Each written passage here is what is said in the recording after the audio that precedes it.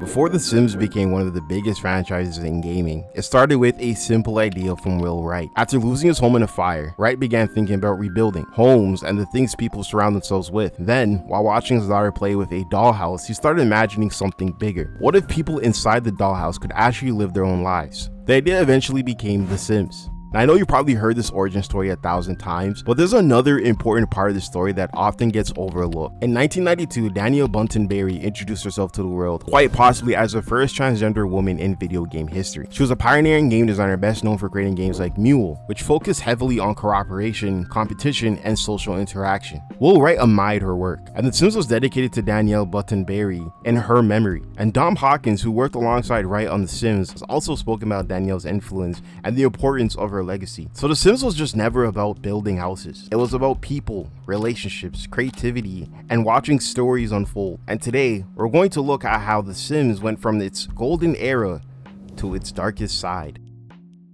The Sims is one of the most recognizable video game franchises ever created. For more than 20 years, we've been creating families, building houses, getting jobs, falling in love, starting families, ruining relationships, and occasionally locking a Sim in a room with no doors. But what's interesting about The Sims isn't just how popular the franchise became, it's how much the series changed between each generation. The Sims 1 established the formula. The Sims 2 took that formula and made our Sims feel like actual individuals. The Sims 3 expanded the entire world around them. And then we got The Sims 4, a game that looked better, a game that ran better, and a game that eventually received an enormous amount of content. And yet, something felt different. Because when you start comparing The Sims 4 to games that came before it, you begin to notice something strange.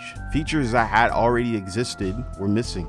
Systems that had been expanded were simplified, and some of the things that made The Sims feel like a life simulator seemed to become less important. Now, I'm not here to tell you that The Sims 4 is a bad Sims game. In fact, there are plenty of things that The Sims 4 does incredibly well. But after years of playing this franchise, I think there's a legitimate question we need to ask. Did The Sims 4 actually move the franchise forward, or did it simply make The Sims bigger? And of course, comment down below, have you moved on to a different life simulation game? Maybe you're playing the previous entries. I would love to know where you guys stand with The Sims franchise currently, and what are you actively playing right now? Now, one of the biggest differences between The Sims 2 and The Sims 4 is something that isn't immediately obvious. It's how much the game makes you care about the individual Sim. In The Sims 2, for example, your Sims had personalities. And I don't just mean picking a few traits and create a Sim and calling it a day. Their personalities affected how they behave. You had personality points, you had aspirations, you had wants and fears, a chemistry system, and memories. And all these systems interacted with each other. A Sim could want to get married, another could be terrified of getting married, a Sim could fall in love with someone, or your Sim could have terrible chemistry. Your Sim could experience something important, and that experience could become part of their memory. This made your Sims feel like they had histories, and that's incredibly important in a life simulator, because the point isn't simply to control a character. It goes far beyond that. It's to create life. The wants and fears was especially important in The Sims 2. Instead of deciding everything your Sim should do, the game constantly gave you an idea of what your Sim wanted. Maybe they wanted to make a friend. Maybe they wanted to have another baby. Maybe they wanted to become wealthy. Or maybe they were terrified of something happening. This created an interesting relationship between the Simmer and the game. You weren't simply saying, I'm going to make my Sim do this. The game also made you think, what would the Sim actually want? This distinction matters, because when your Sim has desires that conflict with your plans, you start making decisions based on their personality. And you suddenly are not just playing a character, you're role-playing a person. Then came The Sims 3. The Sims 3 had one massive idea. What if the entire neighborhood was a lie? Instead of constantly jumping between isolated lots, The Sims 3 gave you an open world experience. Your Sim could leave their houses, which was back then such a crazy thing to look at. Up until this point, your Sims couldn't leave the lot unless they went through a loading screen. So this new concept of your Sims being able to just walk outside and talk to their neighbors or visit another household, go to the park, drive somewhere, was such a crazy concept. But it worked.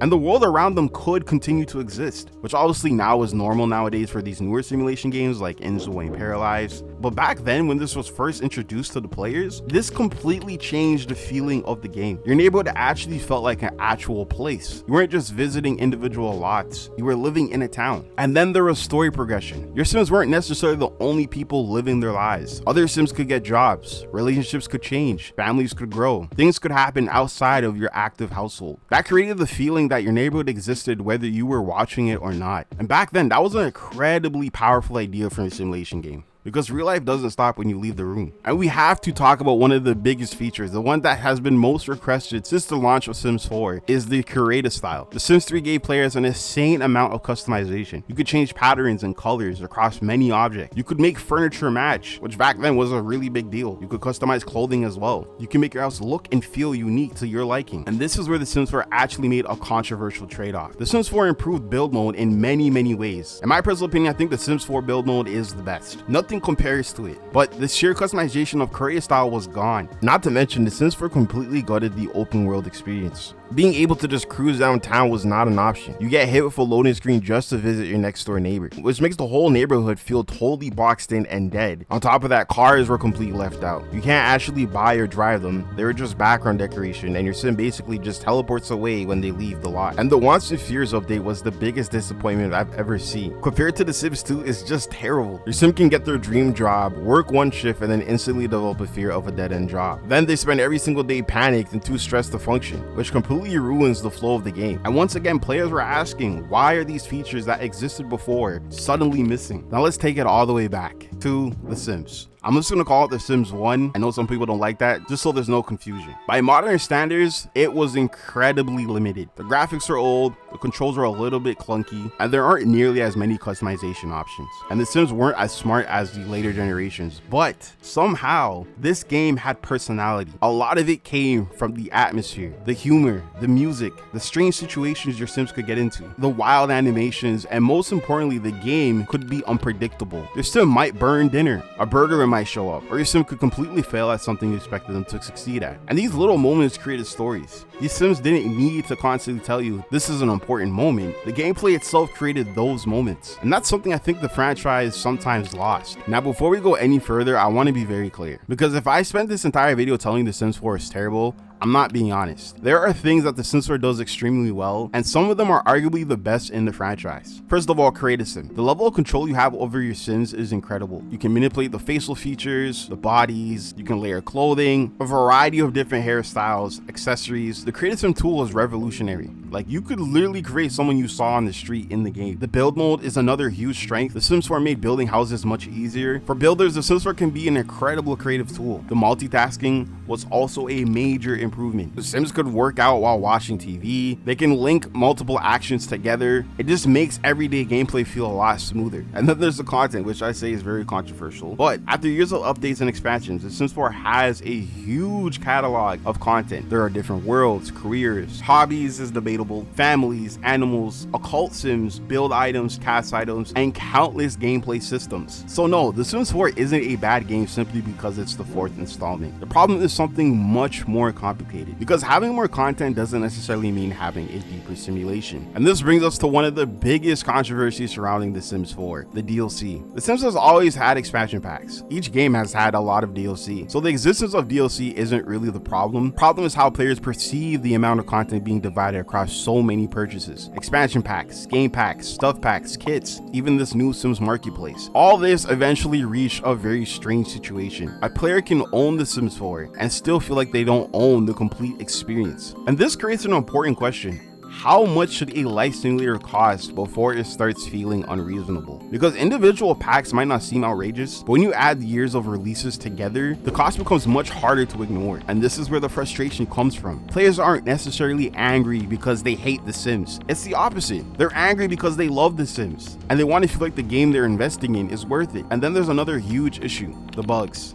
Every game has bugs. That's normal. The problem is what happens when players repeatedly encounter problems after updates or new content. You can have an exciting new expansion, you can have major updates, you can have something players have been asking for, and then suddenly something else breaks. And this creates a cycle. Players get excited, the update arrives, something goes wrong, players complain, and then developers fix a few problems. Then another update arrives, and the cycle continues. So whether you think this is criticism fair or not, the perception becomes a problem. Because eventually players start thinking, why am I paying for new content when the existing game still has issues. And that's much more damaging criticism than simply saying the expansion isn't good. And this is where I think we finally reached the bigger issue. The Sims 4 isn't necessarily bad because it has fewer features. It's bad when you look at what those features mean. The Sims 1 is what started it all. It gave us the foundation. The Sims 2 made our Sims feel deeper. The Sims 3 made the world around them feel alive. The Sims 4 became an incredible sandbox for creating characters, houses, and stories, but sometimes that actual simulation feels secondary. And that right there is a contradiction. The Sims is supposed to be a life simulator. That's the identity of the game. That's what it's been and that's what it'll always be. But sometimes it feels like the franchise has become more focused on giving players things to create rather than giving them things to experience. And I think that's why the older games still have such dedicated communities. It's because it creates a feeling that you just don't get from The Sims 4. And that feeling is that your Sims are actually living their lives. Maybe The Sims 4 didn't destroy the franchise. Maybe it simply changed what The Sims was. The Sims 4 is more accessible because it's free. It's more polished in certain areas. It's better for builders. Even the character creation is amazing. And after years of development, it has an incredible, amount of content. Way too much, honestly. But the franchise evolution isn't just about adding features. It's about deciding which features actually matter. Because if you take away wants and fears, memories, deep personality systems, an open world, and some of the unpredictability, you can still have a fun game, but you might lose something harder to measure, and that's the identity. So the golden question is, did The Sims 4 move the franchise forward? In some ways, absolutely. In other ways, no, not really. The Sims 4 gave us some of the best creative tools that the franchise has ever seen. But The Sims 1 gave us charm, The Sims 2 gave us personality, and The Sims 3 gave us freedom. And when you put all that together, you start to understand why so many players still look backwards. Not because they're stuck in the past, but because they're looking for something they feel is missing from the present. And maybe that's the biggest criticism of The Sims 4. It's not that it failed to become bigger. It became enormous. I mean, we've heard rumors of a movie coming out, which is like, who asked for that? But they have a whole merch store where you can get a Bob Pancake plushie. I think it's that after everything that the franchise had learned, The Sims 4 sometimes feels like it forgot what made The Sims special in the first place. And that's why years later, we're still having this conversation. Was The Sims 4 really the next step for The Sims, or was it a step backwards? But I want to hear what you think. What's the one feature from The Sims 1, 2, or 3 that you think The Sims 4 absolutely needed, or even like a future installment? Let me know in the comments. And if you enjoyed this video, please hit the like button and subscribe, because there's a lot more to talk about when it comes to the future of The Sims.